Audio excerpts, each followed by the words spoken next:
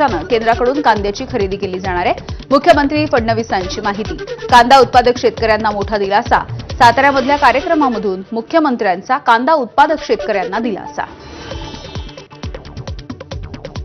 आजपासून महाराष्ट्रामध्ये शिवराज सिंग चौहान साहेबांच्या नेतृत्वात, माननीय मोदीजींच्या नेतृत्वात 12 रुपये 35 पैशाने कांद्याची खरेदी सुरू होते। माझ्या कांदा उत्पादक शेतकऱ्याला देखील एक मोठा दिलासा या माध्यमातून या ठिकाणी प्राप्त होणार आहे। येत्या आठवड्यामध्ये साखर कारखान्यांच्या संदर्भात केंद्र सरकारच्या सोबत बैठक घेणार असल्याची मुख्यमंत्र्यांची माहिती। तर साखर कारखान्यावरचं संकट दूर करणार असल्याची मुख्यमंत्र्यांची ग्वाही। माननीय शिवराजजींच्या सोबत येत्या आठवड्यात दिल्लीमध्ये माननीय HM साहेबांची वेळ घेऊन आपल्या साखर कारखानदारीच्या संदर्भातली बैठक आपण लावणार आहोत।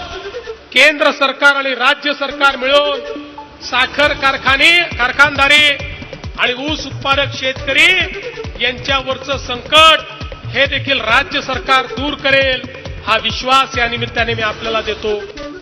साताऱ्यामध्ये पार पडला 5 लाख घरांचा महालोकार्पणाचा सोहळा। महाराष्ट्रासाठी मंजूर झालेल्या 30 लाख घरांपैकी 5 लाख घरांचं स्वप्न पूर्ण।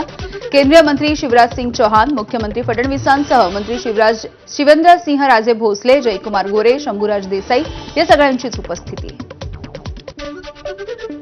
कांद्याला किमान 2000 रुपये क्विंटलचा हमीभाव जाहीर करावा, तर सध्याची नुकसानीची भरपाई म्हणून प्रति क्विंटल 1500 रुपये अनुदान दिलं जावं। शरद पवार यांच्या राष्ट्रवादीच्या जयंत पाटील यांचं मुख्यमंत्री फडणवीसांना पत्र।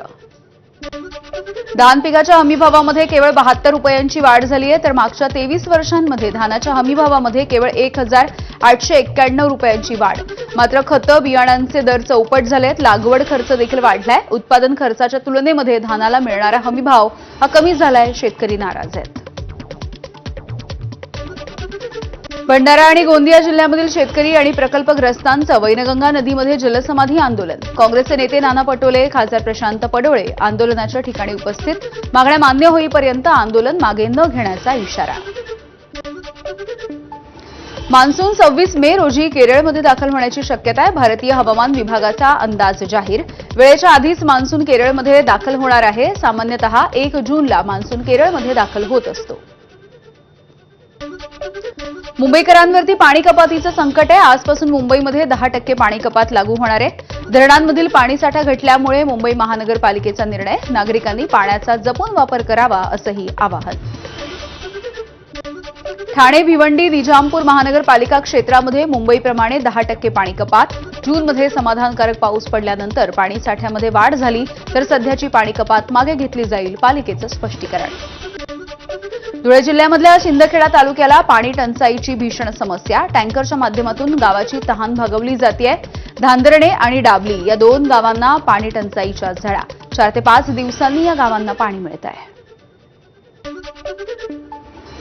म्हणजे शासनाने काहीतरी विचार करून आम्हाला 9 मेला ते पाण्याचे टँकर अवेलेबल करून दिलं त्यांनी। तर त्या टँकराने 4 ट्रिप आमच्या गावाला मिळतात। बाबळ्या गावाहून पाण्याची व्यवस्था केलेली आहे, तिथून पाण्याचे टँकर येतात। त्यानंतर गावाला पाणी म्हणजे पाणी पुरवठा पाण्याच्या टाकीमध्ये पाणी देऊन त्या गावाला पाणी पुरवतो आम्ही। म्हणजे दर वर्षाप्रमाणे अशी अडचण नको यायला, याच्या शासनाने काहीतरी सकल चौकशी करायला दखल घ्यायला पाहिजे, एवढे आशा बाळगतो। पुणे जिल्हा नियोजन समितीची ऑनलाईन बैठक। उपमुख्यमंत्री सुनेत्रा पवार यांच्या उपस्थितीत बैठक झाली। मंत्री चंद्रकांत पाटील यांची बैठकीसाठी ऑनलाईन उपस्थिती। मोदींच्या आवाहनाला प्रतिसाद देत अनेक जण या बैठकीसाठी ऑनलाईन पद्धतीनं उपस्थित होते। पुण्यामध्ये जिल्हा नियोजनाच्या बैठकीसाठी आलेल्या अधिकाऱ्यांच्या गाड्या पार्किंगमध्ये देखील सुरू होत्या। गाड्या पार्क करून चालक एसीची हवा खात असल्याचं समोर आलंय। जनतेच्या पैशांची उधळपट्टी होत असल्याचा आरोप आहे। प्रमोद हिंदुराव यांनी प्रफुल्ल पटेलांची भेट घेतली आहे। राष्ट्रवादीमध्ये सुरू असलेल्या नाराजी नाट्याच्या पार्श्वभूमीवरती ही भेट झालेली आहे। प्रमोद हिंदुराव यांनी सुनेत्रा पवार यांचे निकटवर्तीय म्हणून त्यांची ओळख आहे।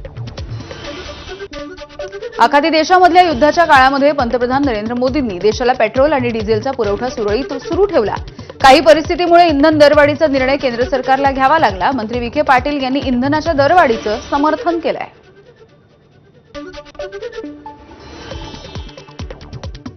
अमेरिकेचे जे पेट्रोलचे दर आहेत या इराण युद्धाच्या पार्श्वभूमीवर किती टक्क्यांनी वाढले. आज सगळ्याच जग हतबल झालेलं आहे. काही भारत देश असा नाही आहे. तरी आपण सातत्याने आदरणीय प्रधानमंत्र्यांनी वेगवेगळ्या माध्यमातून आपल्या देशाला इंधन पुरवठा अविरतपणे सुरू ठेवला.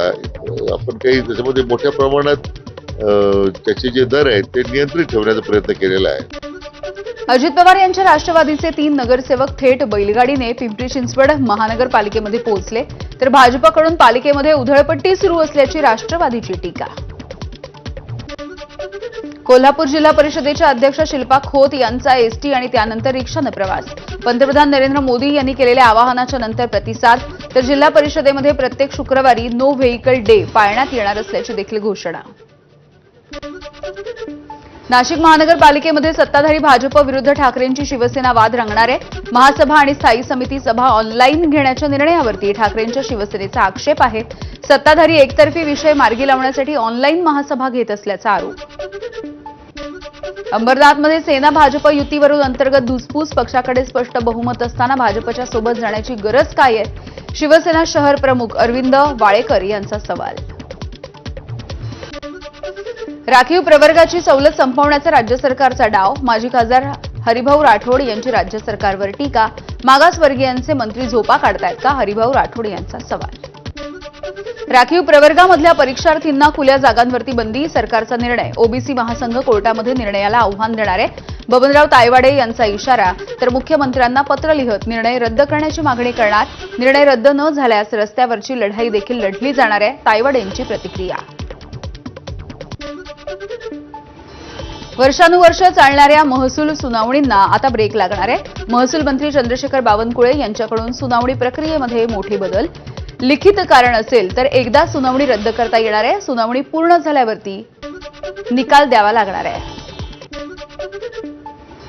मीरा भाईंदरची 254 एकर जागा खासगी कंपनीला देणार नाही. महसूल मंत्री चंद्रशेखर बावनकुळे यांचा आक्रमक पवित्रा. मीरा भाईंदरची जागा वर्ग 2 करण्याचा महसूल विभागाचा निर्णय. मुंबई उच्च न्यायालयाच्या निर्णयामुळे महसूल कायद्याचं उल्लंघन झाल्याचं शासनाचं मत आहे. केंद्रीय रस्ते आणि वाहतूक मंत्री नितीन गडकरी हे सोलापूरमध्ये आहेत. सोलापूर आणि धाराशिव जिल्ह्यामधल्या राष्ट्रीय महामार्गाच्या रखडलेल्या प्रकल्पांचा त्यांनी आढावा घेतलाय. वरिष्ठ अधिकाऱ्यांच्या सोबत नितीन गडकरींची बैठक.